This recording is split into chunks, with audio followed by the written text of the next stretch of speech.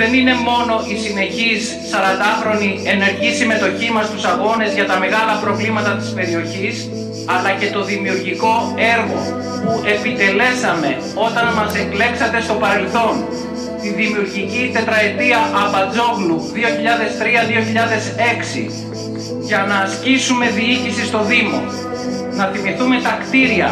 της κοινωνικής υπηρεσίας, της παιδικής βιβλιοθήκης, του παιδικού σταθμού του Παραδείσου, το πάρκο κυκλοφοριακής αγωγής και την ανάπλαση του χώρου των Αλωνιών, το ειδικό δημοτικό σχολείο και το ένατο νηπιαγωγείο στον Παράδεισο,